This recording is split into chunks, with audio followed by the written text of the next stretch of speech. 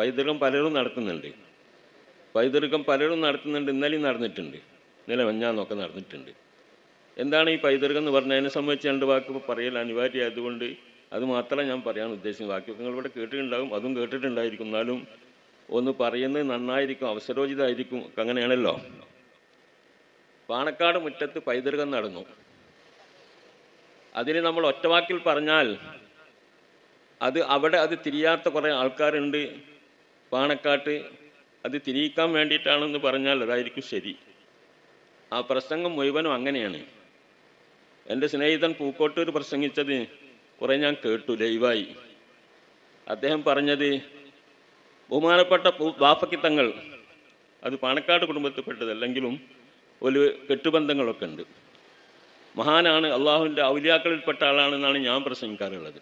ബാഫക്കിത്തങ്ങളെ സംബന്ധിച്ച് ഇവരവിടെ എത്തിയില്ല പറഞ്ഞിട്ട്. ബാഫക്കിത്തങ്ങൾ അള്ളാഹുവിൻ്റെ ഔലിയ എന്ന് പറയാൻ കാരണം, അദ്ദേഹം ഞാൻ പട്ടിക്കാട് പഠിക്കുന്ന കാലത്ത് അതിൻ്റെ പ്രസിഡൻ്റാണ് അദ്ദേഹം. പൂക്കോയത്തങ്ങൾ സെക്രട്ടറിയാണ്. ശംസുലുലമയും കണ്ണിയത്ത് ഉസ്താദും കോട്ടുമൽ ഉസ്താദൊക്കെ ഉസ്താദന്മാരുമാണ്. അങ്ങനെ ഒരു നിറഞ്ഞ ഇസ്ലാമിൻ്റെ ഒരു ഉയർന്ന പ്രകാശങ്ങൾ പ്രകാശിച്ചു കൊണ്ടിരിക്കുന്ന സമയത്താണ് നമ്മളവിടെ പഠിച്ചത്. അന്ന് ബാഫക്കിത്തങ്ങൾ വന്നാൽ യോഗം കൂടും, കമ്മിറ്റി യോഗം വളരെ ശക്തമായിട്ട് ബാഫക്കിത്തങ്ങളും പൂക്കോയത്തങ്ങളുള്ള യോഗം ആയതുകൊണ്ട് എല്ലാ മെമ്പർമാരും ഹാജരുണ്ടാവും, ഫുൾ കോറായിരിക്കും. അങ്ങനെ യോഗം എവിടെ എത്തിയാലും ബാങ്ക് പള്ളിയിൽ നിന്ന് കൊടുത്താൽ തങ്ങളോട്ട് ഇറങ്ങിപ്പോവും. തങ്ങൾ വാക്ക് ആ ജുംല പൂർത്തിയാക്കൂല, അവിടെ എണീറ്റ് പോവും. അപ്പോൾ എല്ലാവരും ഇറങ്ങിപ്പോവും. പിന്നെ നിസ്കാരം കഴിഞ്ഞ് വന്ന് ഭക്ഷണമൊക്കെ കഴിച്ചിട്ട് വീണ്ടും തുടങ്ങും. ഇതാണ് സ്ഥിതി. ഇത് മൂപ്പരുടെ ശൈലിയാണ്. അങ്ങനെ ചിലപ്പോൾ നമ്മളെ കുട്ടികളെ വിളിച്ചു കൂട്ടിയിട്ട് അദ്ദേഹം ഉപദേശം തരാറുണ്ട്. ഒരു ദിവസം അദ്ദേഹം തന്ന ഉപദേശത്തിൽ അദ്ദേഹം പറഞ്ഞു, എനിക്ക് ഓർമ്മ വെച്ച കാലം മുതൽ ജമാഅത്ത് നഷ്ടപ്പെട്ടിട്ടില്ല, നിസ്കാരം നഷ്ടപ്പെട്ടില്ല എന്നല്ല. ആർക്കത് പറയാൻ കഴിയുക? ഏതെങ്കിലും മൊലിയാർക്ക് പറയാൻ കഴിയുന്ന? അതുകൊണ്ട് ഞാൻ അതൊക്കെ കേട്ട വാക്കഫിത്തങ്ങളെ ഞാൻ ഔലിയ വലിയ പല സ്ഥലത്തും പ്രസംഗിച്ചിട്ടുണ്ട്. അള്ളാഹുവിൻ്റെ ഔലിയാക്കളിൽപ്പെട്ട ആളാണ്. കാരണം അദ്ദേഹം ഒരു പാണക്കാട്ട് തങ്ങന്മാരുമായി ആത്മീയ മേഖലയിൽ മാത്രം സഞ്ചരിച്ച ആളല്ല. അദ്ദേഹം ബിസിനസ്സുകാരനായിരുന്നു, നല്ല ബിസിനസ്സുകാരനായിരുന്നു. അതിനു പുറമെ കേരള രാഷ്ട്രീയം മുഴുവനും അദ്ദേഹത്തിൻ്റെ 2 വിരലുകൾക്കിടയിലായിരുന്നു. ആരിവിടെ ഭരിക്കണം, മുഖ്യമന്ത്രി ആരാവണം, മറ്റു മന്ത്രി ആരാവണം, ലീഗിന് ഇത്ര മന്ത്രിമാർ വേണമെന്നൊക്കെ തീരുമാനിക്കുന്നത് അപ്പടി ഈ കേരളം അംഗീകരിച്ച് വന്ന ഒരു കാലഘട്ടമാണ്. എൻ്റെ സമപ്രായക്കാർക്കൊക്കെ അതറിയാം. ചെറിയ കുട്ടികൾക്ക് ഇപ്പോൾ അത് അറിഞ്ഞോളുന്നുണ്ടാവില്ല.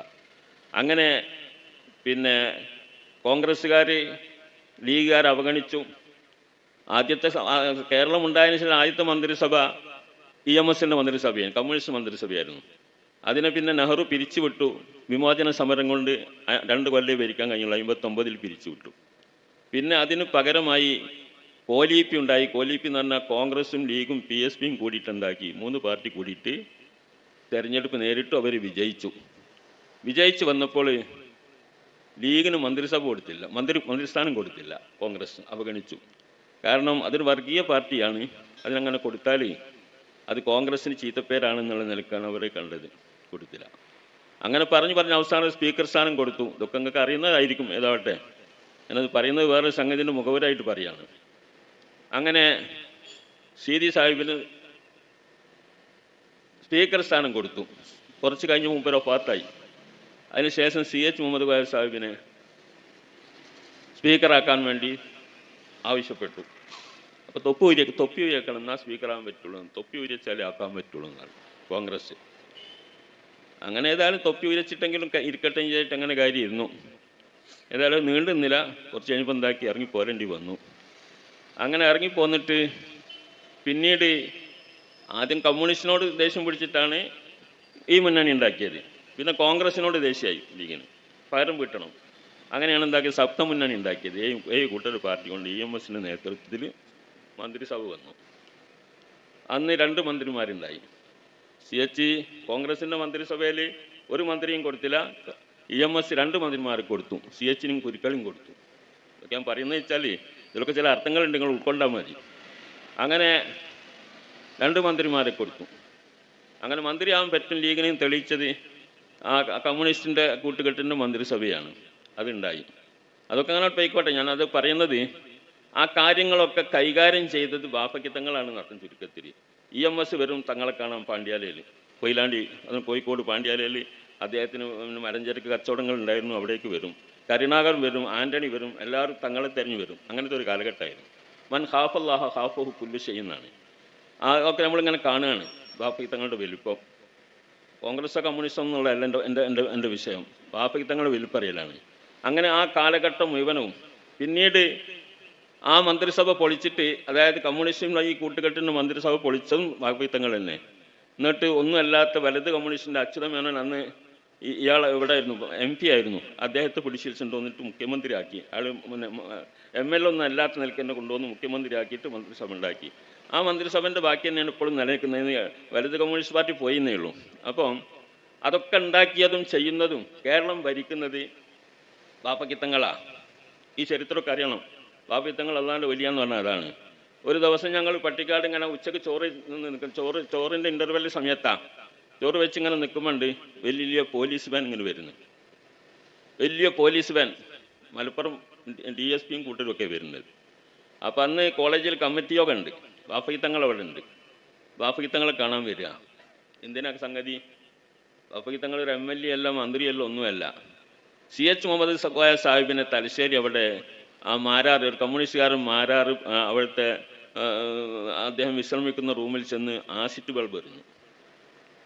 ആ സംഭവത്തിന് എന്ത് നടപടി സ്വീകരിക്കണം എന്ന് അറിയാൻ വേണ്ടിയിട്ടാണ് പോലീസ് തെരഞ്ഞു വന്നതാണ്. അന്ന് ഈ ഫോൺ സൗകര്യമൊക്കെ വളരെ കുറവായിട്ട് അങ്ങ് ബുക്ക് ചെയ്തിട്ടൊക്കെ കാത്തിരുന്നിട്ട് അവസാനം ക്യാൻസലാക്കണം, അതാ പരിപാടി.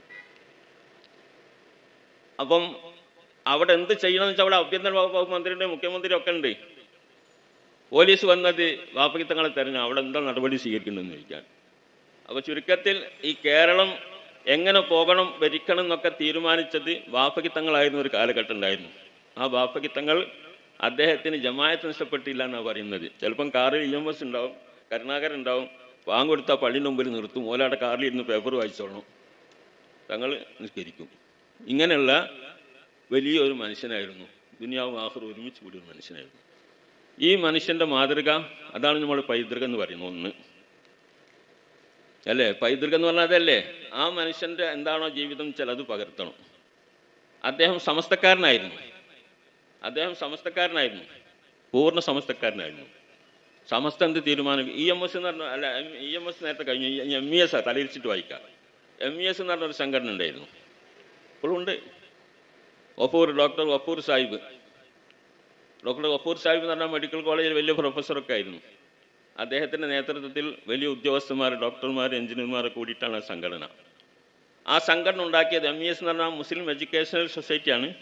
അത് മുസ്ലിങ്ങൾ വിദ്യാഭ്യാസപരമായി പിന്നോക്കം നിൽക്കുന്നു, അതുകൊണ്ട് അവർക്ക് ഉദ്യോഗങ്ങളിലൊന്നും കയറാൻ കഴിയുന്നില്ല, അവരെന്നും പിന്നോക്കമായി കഴിയുന്നു എന്നതുകൊണ്ട് അതിനു വേണ്ടി നികത്താൻ പിന്നോക്കം നിൽക്കുന്ന മുസ്ലിങ്ങൾക്ക് വിദ്യാഭ്യാസം നൽകി ഉയർത്തിക്കൊണ്ടുവരാൻ വേണ്ടിയിട്ടുണ്ടാക്കിയ ഒരു സംഘടനയാണ്. അതിന് എല്ലാ ആൾക്കാരും പിന്തുണ കൊടുത്തു, വേണ്ടതാണല്ലോ. മുസ്ലിം ലീഗും അതിൻ്റെ പിന്നിൽ പിന്തുണ കൊടുത്തു, സമസ്തയും മുജാഹിദും എല്ലാവരും പിന്തുണ കൊടുത്തിട്ടുണ്ട്. അങ്ങനെ ഉണ്ടാക്കിയതാ. അതുണ്ടാക്കി ഇങ്ങോട്ട് വളർന്ന് പന്തലിച്ച് പലയിടത്തും അതിന് സ്ഥാപനങ്ങളൊക്കെ സർക്കാർ കൊടുത്തു. അങ്ങനെ എഞ്ചിനീയറിംഗ് കോളേജും മറ്റേ മെഡിക്കൽ കോളേജ് അടക്കമെല്ലാം കൊടുത്തു. അങ്ങനെ അത് വളർന്ന് വലുതായി, ആൾക്കാരുടെ ഇടയിൽ നീച്ചടക്കാനായി. അപ്പോഴാണ് അവർക്ക് നേരത്തെ നമ്മൾ ഈ വാഫി ഒഫിയൻ്റെ പറഞ്ഞ മാതിരി ഇങ്ങനെ വഴിതെറ്റുന്നത് കണ്ടത്. അവർക്ക് ഈ മൂല്യന്മാരും തലകെട്ടുമൊക്കെ ഒരു പയഞ്ചനായി തോന്നി. അത് അതുപോലെ കൂടെ നടക്കാനൊന്നും പറ്റാത്ത ഒരവസ്ഥ. അവർക്കൊരു ജേർണൽ ഉണ്ടായിരുന്നു, അവരുടെ മാസിക, MES ജേർണൽ എന്നതിൻ്റെ പേര്. അതിലൊരു നോവൽ വന്നു. മൊയ്തു പടിയത്ത് എന്ന് പറഞ്ഞ എഴുത്തുകാരൻ, അദ്ദേഹം ഒരു നോവൽ എഴുതി. ആ നോവലിൻ്റെ പ്രമേയം സ്വന്തം മക്കളിരിക്കെ പേരമക്കൾക്ക് സ്വത്തില്ല എന്ന് ഇസ്ലാമിൻ്റെ ഒരു നിയമമുണ്ടല്ലോ. ഇസ്ലാമിൻ്റെ നിയമമുണ്ട്. ഇപ്പോൾ ഹൈദരാക്കക്ക് 2 മക്കളുണ്ട്, കമ്മുണ്ണി മൂസി. ഹൈദരാക്കക്ക് കമ്മുണ്ണി മൂസാണ്ട് മക്കളുണ്ട്. പേര് ഞാനിപ്പോൾ ഉദാഹരണം പറയുകയാണ്. അതുപോലെ 2 കഥാപാത്രങ്ങൾ വെച്ചിട്ടാണ് അയാൾ എഴുതിയത്. കമ്മുണ്ണിയാക്കാന്ന് പറഞ്ഞ മൂത്ത ആളാണ്. അയാൾക്ക് ഭയങ്കര പള്ളവേദന.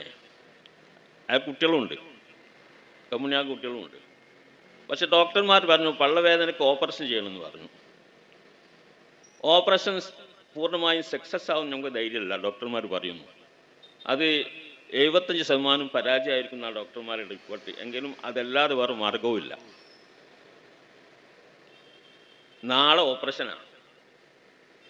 നാളെ ഓപ്പറേഷനാണ്. ഞാൻ ആ നോവലിൻ്റെ കഥ പറയാം. നാളെ ഓപ്പറേഷനായാൽ ബാപ്പ മരിക്കും. കമ്മുണിയാക്കൻ്റെ കുട്ടികൾ മനസ്സിലാക്കുകയാണ് ബാപ്പ മരിക്കല്ലോ. ബാപ്പ മരിച്ച അളാപ്പ ഇവിടെ ഉണ്ടല്ലോ, നമുക്ക് സ്വത്ത് കിട്ടൂല. അപ്പോൾ എന്ത് ചെയ്യണം? വല്യാപ്പനെ അറക്കണം. തലേന്ന് രാത്രി, ഓപ്പറേഷൻ്റെ തലേന്ന് രാത്രി വല്യാപ്പനെ അറക്കണം. വല്യാപ്പ തലേന്ന് മരിച്ച് ബാപ്പ പിറ്റേന്ന് മരിച്ചാൽ കുട്ടിക്ക് സ്വത്ത് കിട്ടുമല്ലോ, ബാപ്പൻ്റെ വൈക്കന് കിട്ടുമല്ലോ. അപ്പോൾ അതാണ് അതിലെ പ്രമേയം. ഇതാർക്കാ ഇത് പ്രമേയ? ഇസ്ലാമിൻ്റെ നിയമത്തിനെ, അനന്തരാവകാശ നിയമത്തിനെ കളിയാക്കുന്ന, പുച്ഛിക്കുന്ന ഒരു നോവലായിരുന്നു ആ നോവൽ. ഇത് സമസ്ത കണ്ടു. പലതും വേറെ പലതും ഉണ്ട്. സ്റ്റാർ നൈറ്റ് നടത്തിയിരുന്നവർ സിനിമാ താരങ്ങളെ കൊണ്ടുവന്ന് ഫണ്ടുണ്ടാക്കാൻ വേണ്ടിയിട്ട് നോട്ടൊക്കെ നടത്തിയിരുന്നു. അതിലൊക്കെ ഉപരിയായിക്കൊണ്ട് ഇതുകൂടിയും കണ്ടപ്പം ഇനി പോലെ വെച്ച് പൊറപ്പിച്ചൂടാ. സമസ്ത പറഞ്ഞു. സമസ്ത മുഷാവറ കൂടിയിട്ട് തീരുമാനം എടുത്തു, MES-ഉമായി ബന്ധപ്പെടാൻ പാടില്ല, മുസ്ലിങ്ങൾ ബന്ധപ്പെടരുത്, അതിൻ്റെ പോക്ക് ശരിയല്ല, ഇസ്ലാമിന് വിരുദ്ധമാണ്. ആ പ്രമേയം സമസ്ത മുഷാവറ പാസ്സാക്കി. ബഹുമാനപ്പെട്ട ബാപ്പയ്ക്ക് തങ്ങൾ അതിൻ്റെ അതേ ഒരു കോപ്പി വാങ്ങിച്ചു. അതിൻ്റെ അതേ കോപ്പി, പ്രമേയത്തിൻ്റെ കോപ്പി, മുസ്ലിം ലീഗിൻ്റെ സ്റ്റേറ്റ് കൗൺസിൽ കൂടിയിട്ട് ഒരഭിപ്രായമില്ല. ബഹുമാനപ്പെട്ട CH മുഹമ്മദ് കോയ സാഹിബിനെ പോലെയുള്ള മഹാന്മാരൊക്കെ കൂടുന്ന ആ സദസ്സിൽ വെച്ചിട്ട് ഒരഭിപ്രായ വ്യത്യാസമില്ലാതെ ബാപ്പയ്ക്ക് തങ്ങൾ വായിച്ചു. എല്ലാവരും തക്ബീർ ചൊല്ലി പാസ്സാക്കി. ഇതാണ് പൈതൃകം. നമ്മുടെ പാരമ്പര്യം അതാണ്. ബാപ്പയ്ക്ക് തങ്ങളും പിന്നെ പൂക്കോയ തങ്ങളൊക്കെ അടങ്ങിയ സദസ്സ്. ഇതുപോലെ പലതും ഉണ്ടായിട്ടുണ്ട്. സമസ്ത എടുത്ത തീരുമാനം അപ്പടി പാസ്സാക്കുന്നതിൽ ബാപ്പയ്ക്ക് തങ്ങളും പൂക്കോയ തങ്ങളും മുഹമ്മദ് അലി ശിഹാബ് തങ്ങളും ഹൈദർ അലി ശിഹാബ് തങ്ങളും ഒക്കെ മുന്നിലായിരുന്നു. ഈ പൈതൃകമാണ് നമ്മുടെ പൈതൃകം. ഇത് ആ മുറ്റത്ത് ഇപ്പം പറഞ്ഞു കൊടുക്കേണ്ടത് ആവശ്യമാണ് എന്ന് എൻ്റെ സമുദ്ര സാഹിബിന് തോന്നിയത് വളരെ നല്ല കാലോചിതമാണ് മനസ്സിലാക്കുന്നത്. പക്ഷേ അത് അവർ ഉൾക്കൊണ്ടോ, ആ നിലക്കാണോ പറഞ്ഞത്, അല്ലെങ്കിൽ ഇങ്ങോട്ടാണോ വെച്ചതെന്ന് അറിയില്ല. ഇപ്പോഴത്തെ തീവണ്ടിൻ്റെ മാതിരി ഇഞ്ചൻ അങ്ങോട്ടും ഇങ്ങോട്ടും ഉണ്ടാവില്ല, എങ്ങോട്ടും വെക്കാം. അതാണ് നമ്മുടെ അവസ്ഥ. ഇവിടെ വാഫി ഓഫിയ വിഷയത്തിൽ നമ്മളൊരു തീരുമാനമെടുത്തു, മുഷാവറ ഒരു തീരുമാനമെടുത്തു. വെറുതെ എടുത്തില്ല, ആ വ്യക്തിവിരോധം അതിലില്ല. നമ്മളീ പറഞ്ഞതുപോലെ തന്നെ ഇസ്ലാമിന് പോറലേൽക്കും. വാഫി ഓഫിയ വിഷയം നമ്മുടെ മുസ്ലിം ഉമ്മത്ത് ഒന്നിച്ച് നേരത്തെ പറഞ്ഞതുപോലെ MES-ന് പിന്തുണ കൊടുത്തതുപോലെ എല്ലാവരും ഒന്നിച്ച് പിന്തുണ കൊടുത്തത് സമസ്തയുടെ സ്ഥാപനങ്ങളാണ്. സമസ്തയുടെ പിന്തുണയോട് ആ സ്ഥാപനമൊക്കെ വളർന്നത് അല്ലേ? അങ്ങനല്ലേ? നിങ്ങളൊക്കെ അതിന് പൈസ കൊടുത്തിട്ടുണ്ടാവും, വേണ്ടതൊക്കെ ചെയ്തിട്ടുണ്ടാവും, നിങ്ങളെ കുട്ടികളെ അയച്ചിട്ടുണ്ടാവും. അത് സമസ്ത അംഗീകരിച്ചൊരു സ്ഥാപനം എന്നുള്ള നിലക്കാണ് അതിൽ നമ്മൾ കുട്ടികളെ അയച്ചത്. പക്ഷെ അതിൻ്റെ പോക്ക്, അതിൻ്റെ കപ്പിത്താന് അദ്ദേഹം ഒന്ന് വളഞ്ഞ വഴിയിലൂടെയൊക്കെ പോകാൻ തുടങ്ങിയത്. ജമാഅത്തും മുജാഹിദും ഒക്കെ ബന്ധപ്പെട്ട് അവരൊക്കെ കൊണ്ടുവന്ന് ക്ലാസ് എടുപ്പിക്കും. അദ്ദേഹത്തിന് തന്നെ അതിൻ്റെ ആശയങ്ങൾ ഉള്ളതുപോലെയുള്ള പ്രവർത്തനങ്ങളും പ്രസംഗങ്ങളും ഒക്കെ അദ്ദേഹം നടത്തും. ഇങ്ങനെയൊക്കെ ആയപ്പോൾ സമസ്തയ്ക്ക് പരാതി കിട്ടി. സമസ്ത പരിശോധിച്ചു. MT അബ്ദുള്ള മുസ്ലിയാരുടെ നേതൃത്വത്തിന് പരിശോധന നടത്തി. ഞാനും അതിലൊരംഗമായിരുന്നു.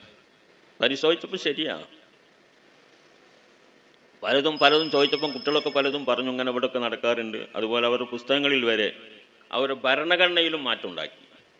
സമസ്തക്ക് അവിടെ അധികാരം ഉണ്ടായിരുന്നതൊക്കെ വെട്ടിമാറ്റിയിട്ട് എല്ലാ അധികാരങ്ങളും എടുത്തു കളഞ്ഞുകൊണ്ട് ഒരു സ്വതന്ത്ര സംഘടനയായിട്ട് ഇത് വിഹരിക്കാൻ തുടങ്ങി. ഇങ്ങനെയുള്ള അപകടകരമായ ഒരു സംഗതി ഉണ്ടായപ്പോൾ സമസ്തയുടെ അഡ്രസ്സിൽ ജീവിക്കുകയും സമസ്തയെ അവർക്ക് പറ്റാതാവുകയും ചെയ്യുന്നുവെന്ന് കണ്ടപ്പോഴാണ് സമസ്ത മുഷാവറ തീരുമാനിച്ചത്. ഇതിൻ്റെ പോക്ക് ശരിയല്ല, അതുമായി ബന്ധപ്പെടരുത്. അത് ഹക്കീം ഫൈസിനെ നിർത്തിയിട്ടാണ് പറഞ്ഞത്. സ്ഥാപനം ഹക്കീം ഫൈസിൽ നിന്ന് മാറ്റി, അല്ലെങ്കിൽ അദ്ദേഹത്തിൻ്റെ നിലപാടിൽ നിന്ന് മാറ്റിയിട്ട് കൊണ്ടുവരണം. സ്ഥാപനം നമ്മളെ കുട്ടികളാണ് അവിടെ ഉള്ളതൊക്കെ. അതുകൊണ്ട് സ്ഥാപനം നശിക്കണം എന്ന് തീരുമാനിച്ചിട്ടില്ല. സ്ഥാപനം നന്നാവാൻ ഇദ്ദേഹത്തെ മാറ്റണം. പിന്നെ നമുക്ക് നന്നാക്കി നമ്മുടെ റോട്ടിൽ തന്നെ കൊണ്ടുപോകാം എന്നാണ് തീരുമാനം. അത് വളരെ വ്യക്തമായ തീരുമാനമാണ്. ആ തീരുമാനം വെച്ചപ്പോൾ പൈതൃകത്തിൻ്റെ ആൾക്കാരാണ് അതിന് നേതാക്കൾ. അവർ അതിനെ വേണ്ടതുപോലെ കൈക്കൊണ്ടിട്ടില്ല. അതാണ് വിഷയം ഉണ്ടായത്. പാക വിഷയം അതാണ്. നമ്മളുടെയുള്ള വിഷയം കാര്യമായിട്ട് കാതിൽ അതാണ്. ഈ സമദ് സാഹിബിനോട് ഞാൻ ചോദിച്ചിരുന്നു. സമദ് സാഹിബ് ഒരു ദിവസം പ്രസംഗിച്ചു. നമ്മളെ പല സ്ഥലത്തും പ്രസംഗിച്ചിട്ടുണ്ട്. SMF-ൻ്റെ ഒരു പരിപാടിയിൽ ബഹുമാനപ്പെട്ട സാദിഖ് അലി ശിഹാബ് തങ്ങൾ എന്നോടിന്ന് രാവിലെ പറഞ്ഞതാ. നിങ്ങൾ കണ്ടുണ്ടാവും വീഡിയോ. ഇവർ തന്നെ മധ്യസ്ഥന്മാരായി ഒരു 9 കാര്യങ്ങൾ ഉണ്ടാക്കിയിട്ടുണ്ട്. നമ്മളാരുമല്ല, ബഹുമാനപ്പെട്ട സാദിഖലി തങ്ങളും കുഞ്ഞാലിക്കുട്ടി സാഹിബും പിന്നെ നമ്മുടെ തങ്ങളും MT ഒക്കെ കൂടിയിട്ടുണ്ടാക്കിയ ഒരു തീരുമാനം. ആ തീരുമാനം 9 കാര്യങ്ങളാണ്. ആ തീരുമാനം നമ്മളാക്കിയതല്ല, അവർ തന്നെ ഉണ്ടാക്കിയതാ. ആ തീരുമാനം അംഗീകരിപ്പിച്ച് തരാമെന്നും രണ്ടുകൂടെ സമ്മതിച്ചു. തിരക്കട്ടില്ല, അത് അംഗീകരിച്ചാൽ നമ്മൾക്ക് സംഗതി എന്താണ്, നല്ല നിലക്ക് പോകാമെന്നുള്ള നിലക്ക്. അതിൽ സമസ്തക്കുള്ള പല അധികാരങ്ങളൊക്കെ നിലനിർത്തുക, അവിടെ പുസ്തകങ്ങൾ പരിശോധിച്ചിട്ട് വിദഈ പ്രസ്ഥാനക്കാരുടെ ആശയങ്ങളുടെ പുസ്തകങ്ങളൊക്കെ മാറ്റുക, സമസ്ത പണ്ഡിതന്മാരെന്ന് കുറച്ച് ആൾക്കാർ CIC-യിൽ പങ്കാളിയാക്കുക തുടങ്ങിയ ചില കാര്യങ്ങളാണ് ശുദ്ധിയാക്കാൻ വേണ്ടി പറഞ്ഞ കാര്യങ്ങൾ. അതൊക്കെ കുഞ്ഞാലിക്കുട്ടി സാഹിബും പിന്നെ സാദിഖലി ശിഹാബ് തങ്ങളും നമ്മളെ ജിഫ്രി തങ്ങളും MT അബ്ദുൽ മുസ്ലിയാരും കൊയ്യോട് ഉമർ മുസ്ലിയാരും ഒക്കെ കൂടിയ സഭയാണ് തീരുമാനിച്ചത്. അവർ തീരുമാനിച്ച പിന്നെ നടപ്പാക്കണ്ടേ? CIC-ൻ്റെ പ്രസിഡന്റ് സാദിഖലി തങ്ങളാണ്, അത് നടപ്പാക്കും. അപ്പോൾ സമദ് സാഹിബ് പ്രസംഗിച്ചു. ഇന്ന് രാവിലെ ഞാൻ സാദിഖലി തങ്ങളെ കണ്ടിരുന്നു. ആ പ്രസംഗിക്കുന്ന രാവിലെ അദ്ദേഹം എന്നോട് പറഞ്ഞു, ഈ 9 കാര്യം ഞാൻ CIC-യെ കൊണ്ട് അംഗീകരിപ്പിക്കും, ഇല്ലെങ്കിൽ സാദിഖ് അതിലുണ്ടാവില്ല, ആ CIC-യിൽ ഉണ്ടാവില്ല എന്ന് പറഞ്ഞത്. ആ വീഡിയോ എപ്പോഴും കാണാൻ നിങ്ങൾക്ക്. അതാ മുറ്റത്തുനിന്ന് അദ്ദേഹം പറഞ്ഞിട്ടില്ല. ആ മുറ്റത്ത് അതായിരുന്നു പറയേണ്ടിയിരുന്നത്. എന്തേ സാദിഖ് നിങ്ങൾ എന്നോട് പറഞ്ഞതല്ലേ, നിങ്ങൾ എന്നോടൊരു വാക്കങ്ങനെ പറഞ്ഞിരുന്നല്ലോ, അത് നിങ്ങൾ പാലിക്കണ്ടേ, എല്ലാ നിലക്കും പാലിക്കണ്ടേ. നമ്മളൊരു മുസ്ലിം, സാധാരണ മുസ്ലിം ആണെങ്കിൽ തന്നെ ഒരു വാക്ക് പറഞ്ഞാൽ പാലിക്കണമല്ലോ. ഔഫു ബിൽ ഉഹൂദ് എന്നല്ലേ, കരാറ് പാലിക്കണം എന്നല്ലേ. അതില്ല. അത് പാലിച്ചു കഴിഞ്ഞാൽ ഇവിടെ ഒരു വിഷയമില്ല. പൈതൃകത്തിന് എതിരായിക്കൊണ്ട് ഇവിടെ ആരാ പ്രവർത്തിക്കുന്നത്? സമസ്ത എന്ന് പറയുന്നത് നമ്മളെ ദീനാണ്, മറ്റത് രാഷ്ട്രീയമാണ്. ദീനും രാഷ്ട്രീയവും തമ്മിൽ ഏറ്റുമുട്ടിയാൽ നമുക്ക് അതേതാ വേണ്ടത്? ദീനാ വേണ്ടത്. അതാണ് മുഅ്മിൻ മനസ്സിലാക്കുക. മുഅ്മിനീങ്ങൾ അതാ കൈകാര്യം ചെയ്യേണ്ടത്. അതില്ലാതെ പോവുകയും എന്നിട്ട് പൈതൃകം എന്ന് പറഞ്ഞൊരു പേര് വെച്ചിട്ട് എന്തെങ്കിലുമൊക്കെ കാട്ടിക്കൂട്ടിയിട്ട് കാര്യമുണ്ടോ? ഇതുപോലെ പല സംഗതിയും അങ്ങനെ തന്നെയാണ്. ഇതൊരു വിഷയമൊന്നുമല്ല. നമ്മളെ പരസ്യമായി എതിർത്തുകൊണ്ടിരിക്കല്ലേ. നമ്മൾ സമ്മേളനത്തിന് ബഹുമാനപ്പെട്ട തങ്ങളുടെ ഒരു ജാഥ, ജിഫ്രി തങ്ങളുടെ ഒരു ജാഥ, അത് വളരെ മാന്യമായിട്ട് അത് ഉദ്ഘാടനം ചെയ്യാൻ വേണ്ടി ബഹുമാനപ്പെട്ട സാദിഖലി തങ്ങൾ വെച്ചു. മറ്റേ വേറെ ദേശീയ നേതാവ് ആരാണ്? ഖാദർ മൊയ്തീൻ അല്ലേ? ഖാദർ മൊയ്തീന് പങ്കെടുക്കുന്ന കന്യാകുമാരിയിൽ നിന്ന് തുടങ്ങുന്നൊക്കെ പറഞ്ഞ് വളരെ അവർക്ക് ക്ഷണിച്ച് സ്വീകരിച്ചു വന്നതാണ്. ആരാണ് വന്നില്ല? രണ്ടാളും വന്നില്ല. ഈ കേരള അന്തരീക്ഷത്തിൽ പരാജയപ്പെടുമല്ലോ, അങ്ങനെയുള്ള വെപ്പ് ജാഥ പരാജയപ്പെടും. പാണക്കാട് തങ്ങൾ വെലങ്ങത്തിൽ നിന്നാൽ പിന്നെ നേതാവ് ഖാദർ മൊയ്തീൻ വെലങ്ങത്തിൽ നിന്നാൽ പിന്നെ യാതിൻ്റെ കാര്യം അത് മയ്യത്തായത് തന്നെ. എന്നാ പിന്നെ ജാഥ കണ്ട് വന്ന് നോക്കുമ്പോൾ കുടുങ്ങല്ലോ, പെറ്റിച്ചല്ലോ, കയ്യിൽ നിന്ന് വിട്ടുപോകല്ലോ അതെന്ന് തോന്നി. അതാണ് ഉണ്ടായത്. പിന്നെ ഞാൻ പറയില്ല, നിങ്ങൾ മനസ്സിലാക്കുക. അങ്ങനെ ആ ജാഥ ഒരു ഭയങ്കര സംഭവമായി. അതുപോലെ രസം കോൺഗ്രസ്സുകാർ എല്ലായിട്ടും പങ്കെടുത്തു. മുന്നണിയുള്ള കോൺഗ്രസ്സുകാർ മത്സരിച്ച് പങ്കെടുത്തു. രമേശ് ചെന്നിത്തല 2 സ്ഥലത്ത് പങ്കെടുത്തു, സതീശൻ വേറെ സ്ഥലത്ത് പങ്കെടുത്തു. അങ്ങനെ എല്ലാവരും ഉദ്ഘാടനം ചെയ്തു. അങ്ങനെയുള്ള ഒരു ജാഥയായിരുന്നു ആ ജാഥ. അപ്പം പിന്നെ എന്തൊക്കെയാക്കിയിട്ടോ കൂടി എല്ലാവരും പിന്നെ കൂടി. അൽഹംദുലില്ലാ, അതാണ് അള്ളാഹുവിൻ്റെ സഹായം എന്ന് പറയുന്നത്. ഇനി സമ്മേളനം വരാനുണ്ട്. നമ്മൾ തഹിയ്യ ഫണ്ട് വെച്ചു. തഹിയ്യ ഫണ്ട് എന്തുണ്ടായത്? തഹിയ്യ ഫണ്ട് നമ്മൾ വിചാരിച്ചാലും കൂടുതൽ വന്നിട്ടുണ്ട്. അതിൽ അത് പിരിക്കരുതെന്ന് നമ്മളെ ചില മൗലവിമാരെ ചില കമ്മിറ്റിക്കാരൊക്കെ നിർബന്ധിച്ചിരുന്നു. അത് പറയണ്ട, പിരിക്കണ്ട.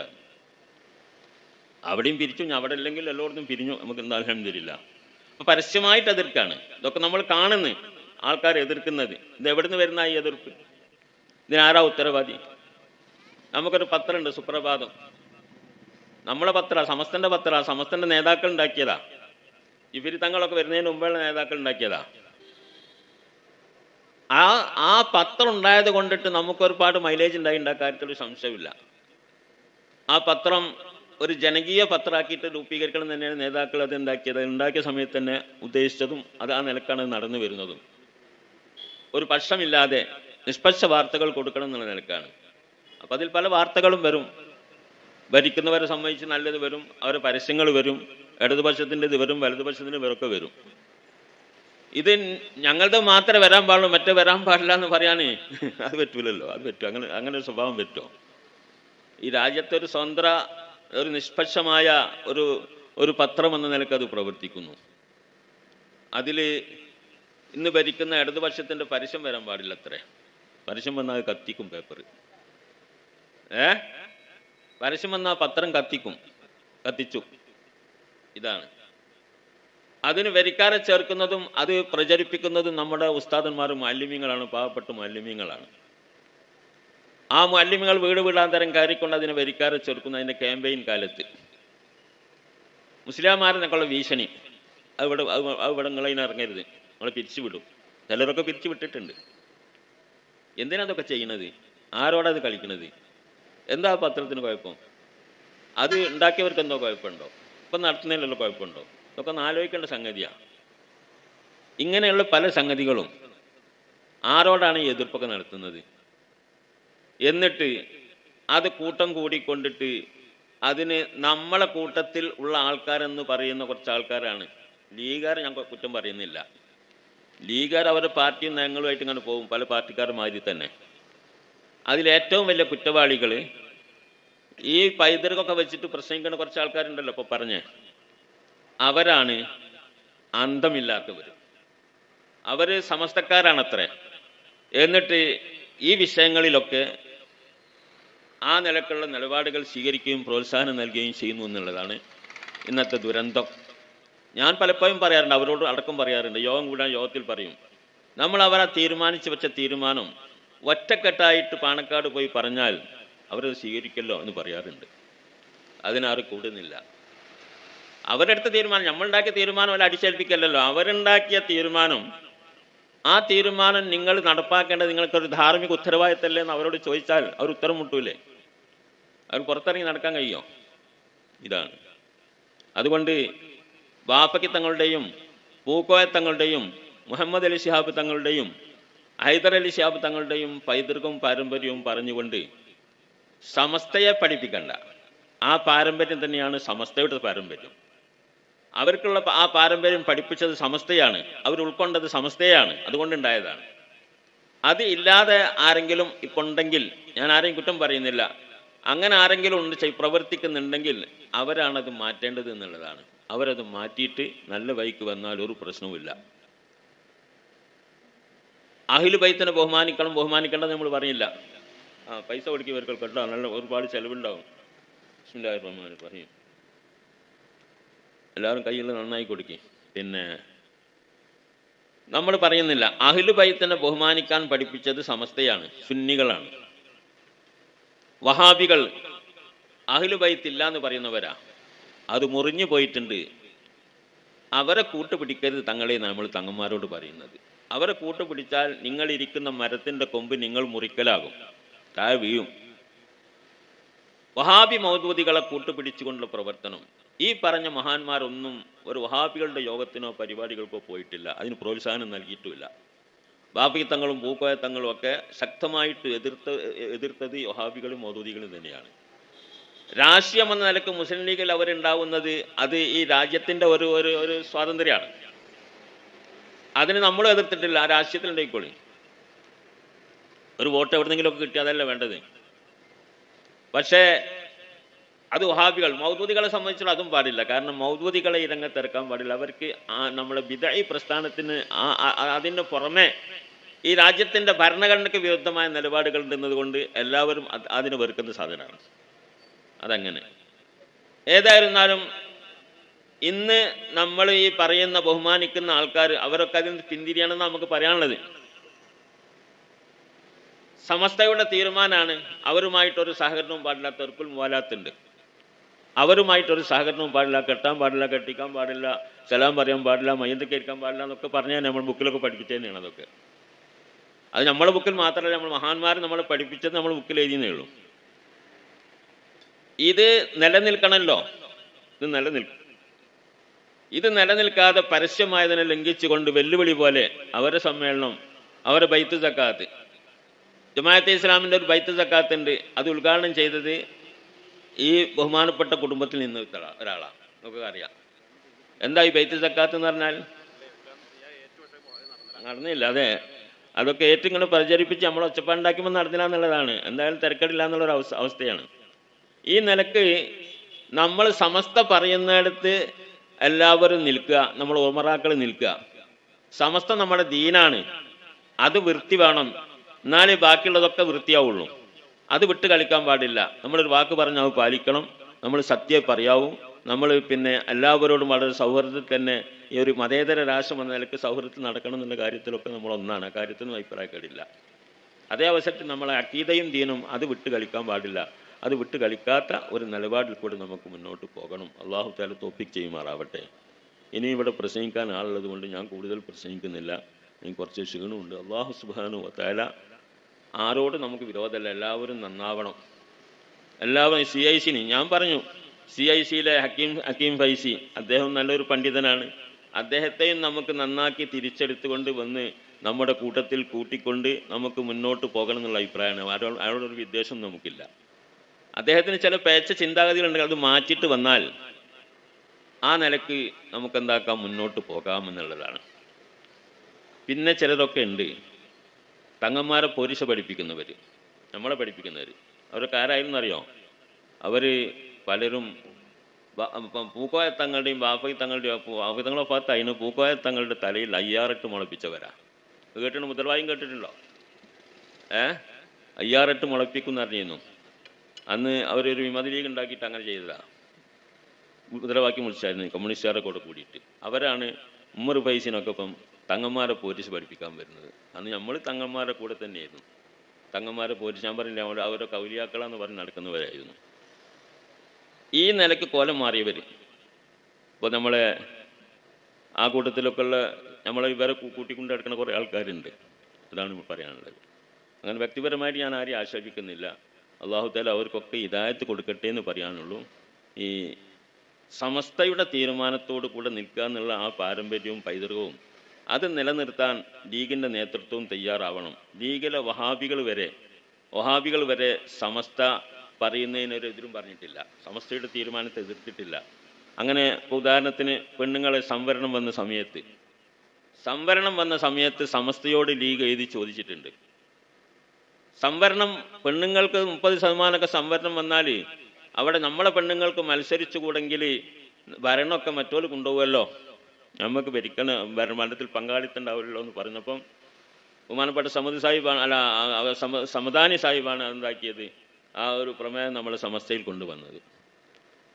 അതിന് വളരെ ആലോചിച്ച് മുഷാവറ, ഒരു നെറുറത്തിൻ്റെ നിലക്ക് വളരെ നിബന്ധനയോടെ മത്സരിക്കാൻ, ഒരു പെണ്ണെന്ന നിലക്ക് എന്തൊക്കെ അച്ചടക്കം വേണോ ആ നിലക്കൊക്കെ മത്സരിക്കാമെന്നുള്ളൊരു അനുമതി കൊടുത്തിട്ടുണ്ട്. അപ്പോൾ സമസ്ത ഒരു തീരുമാനം എടുക്കും വളരെ ആലോചിച്ച് വളരെ ശ്രദ്ധിച്ച് തെറ്റുകളും കുറ്റങ്ങളും കൂടാത്ത നിലക്കുള്ള പരിപാടികളാണ് നടപ്പാക്കുക. അതിലൊരു സംശയമില്ല. ആരെയും കണക്കിലെടുത്തുകൊണ്ട് ഒരു വിവേചനം കാണിക്കാത്ത രൂപത്തിലാണ് സമസ്ത ചെയ്യാറുള്ളത്. ഇതാണ് മനസ്സിലാക്കാനുള്ളത്. അതുപോലെ തന്നെ ആർക്ക് മഹത്തുണ്ടെങ്കിലും, അഹ്ലു ബൈത്തിന് മഹത്തുണ്ടെങ്കിലും ആൾ നന്നാവണം, സലാഹിയത്ത് വേണം. സലാഹിയത്തില്ലാത്തവരില്ല. ഇപ്പം നമ്മൾ അബൂലഹബിൻ്റെ കഥ നമ്മൾ പറയല്ലേ, അബൂലഹബ് നബീൻ്റെ മുത്താപ്പല്ലേ. ഫിർഔനെ സംബന്ധിച്ചോ അല്ലെങ്കിൽ പിന്നെ അബൂജഹലിനെ സംബന്ധിച്ചോ ഒന്നും ഖുർആനിൽ ഒരു സൂറത്ത് ഇറങ്ങിയില്ല. അബൂലഹബിനെ കുറിച്ച് ആ സൂറത്ത് ഇറങ്ങി, തബ്ബത്ത് യദാ അബീ ലഹബ് എന്ന് പറഞ്ഞിട്ട് നശിച്ചവനാണ്, നരകത്തിലാണ്, ഓനും അവൻ്റെ പെണ്ണും ഒക്കെ നരകത്തിലാണെന്നാണ് തബ്ബത്ത് യദാ അബീയിൽ പറയുന്നത്. ആരാണത്? റസൂലുള്ളാഹിൻ്റെ മുത്താപ്പയാണ്. എന്തുകൊണ്ട്? സലാഹിയത്തില്ല, വൈപയച്ചു പോയി. തങ്ങൾ മൂത്താപ്പല്ലേ, അങ്ങനെ പറയരുത് പഠിച്ചോനെ നമുക്ക് പറയായിരുന്നോ? പറയാൻ പറ്റൂല. അതാണ് നമ്മൾ പഠിപ്പിച്ചത്. വൈദിബ്തല ഇബ്രാഹിം റബ്ബുഹു ബികലിമാത്തിൻ ഫഅതമ്മഹുന്ന ഖാല ഇന്നി ജാഇലുക ലിന്നാസി ഇമാമ ഖാല മിൻ ദുരിയത്തി ഖാല ലാ യനാലു അഹദിൽ ളാലിമീൻ. ഇബ്രാഹിം നബിനെ അല്ലാഹു തആല ഒരുപാട് തീക്ഷ്ണമായ പരീക്ഷണങ്ങൾക്ക് വിധേയമാക്കിയിട്ടുണ്ട്. കുട്ടിയുണ്ടായി, കുട്ടീനെ അറക്കാൻ പറഞ്ഞു, തീയിലിട്ടു. അങ്ങനെ ഒരുപാട് തിക്തമായ അനുഭവങ്ങൾ ഇബ്രാഹിം നബിക്ക് ഉണ്ടായിട്ടുണ്ട്. ആ ഇബ്രാഹിം നബി ആ പരീക്ഷണമൊക്കെ വിജയിച്ചു. ഫഅതമ്മഹുന്ന, അതൊക്കെ വിജയിച്ചു, ആ പരീക്ഷണങ്ങളൊക്കെ വിജയിച്ചു. അതിനുശേഷം അദ്ദേഹം അള്ളാഹിനോട് പറഞ്ഞു, ഖാല ഇന്നി ജാഇലുക ലിന്നാസി ഇമാമ. ആ പരീക്ഷണമൊക്കെ വിജയിച്ചു. അല്ലാഹു തആല പറഞ്ഞു, ഇബ്രാഹിമെ, നിന്നെ ഞാൻ ലോകത്തിന് ഇമാമാക്കാൻ, ലോക ജനതയ്ക്ക് ഇമാമാക്കുകയാണ്. കാരണം അത്ര തീക്ഷ്ണമായ പരീക്ഷണങ്ങൾ വിജയിച്ച ആളാണല്ലോ, അതുകൊണ്ട് ഞാൻ ആക്കുകയാണെന്ന് പറഞ്ഞു. അപ്പോൾ ഇബ്രാഹിം നബിക്ക് ഒരു ആശയം കൂടി ഉണ്ടായി, ഇന്നെ മാത്രമാക്കിയാൽ പോരാ, കാല ഉമിൻ ദുരിയത്തി, എൻ്റെ കുട്ടികളെയൊന്നും അങ്ങനെ കുറേ ആളാക്കണം എന്ന് പറഞ്ഞു. എൻ്റെ സന്താനങ്ങളിൽ നിന്ന് പരമ്പരയിൽ നിന്ന് എന്താക്കണം, കുറച്ച് ആൾക്കാരാക്കണം എന്ന് പറഞ്ഞു. അപ്പോൾ അള്ളാഹു തആല മറുപടി പറഞ്ഞു, കാല ലാ യനാലു അഹദിൽ ളാലിമീൻ, അത് സന്താനങ്ങളിൽ ലാലിമീങ്ങൾ ഉണ്ടെങ്കിൽ ഓർക്ക് കിട്ടൂല, വഴി പയച്ചവരുണ്ടെങ്കിൽ, നമ്മുടെ പൈതൃകം കാത്തു സൂക്ഷിക്കാത്തവരുണ്ടെങ്കിൽ അവർക്ക് കിട്ടൂല എന്ന് പറഞ്ഞു. ഇങ്ങനെ ഖുർആനിൽ ഒരുപാട് തെളിവുകൾ നമുക്കുണ്ട്. നൂഹ് നബിൻ്റെ മകനെ സംബന്ധിച്ച് നൂഹ് നബി വെള്ളപ്പൊക്കമായപ്പോൾ മകനോട് പറഞ്ഞു, യാ ബുനയ്യർക്കും മഅന, കപ്പലിൽ കയറിക്കുമാനെ എന്ന് പറഞ്ഞു. വേണ്ട, ഞാൻ ആ മല കയറിയിട്ട് ഞാൻ രക്ഷപ്പെട്ടോളാം, നിങ്ങൾ കപ്പലിൽ ഞാനില്ലാന്ന് പറഞ്ഞു. കന്ന എന്ന് പറഞ്ഞു മകന്. പറഞ്ഞുകൊണ്ടിരിക്കുമ്പം അക്കാന മിനൽ മുറക്കീൻ, അവന് ചത്തുപോയി, മുങ്ങി ചത്തുപോയി. നൂഹ് നബിൻ്റെ മകനായതുകൊണ്ട് അയാൾക്ക് രക്ഷയൊന്നും കിട്ടിയില്ല. ഇബ്രാഹിം നബിൻ്റെ ഇബ്രാഹിമിൻ്റെ ബാപ്പ ആയതുകൊണ്ട് അദ്ദേഹത്തിന് രക്ഷ കിട്ടിയില്ല. അദ്ദേഹം ബിംബം ഉണ്ടാക്കുന്ന ആളായിരുന്നു. ഇങ്ങനെയൊക്കെ നമ്മൾ മനസ്സിലാക്കണം.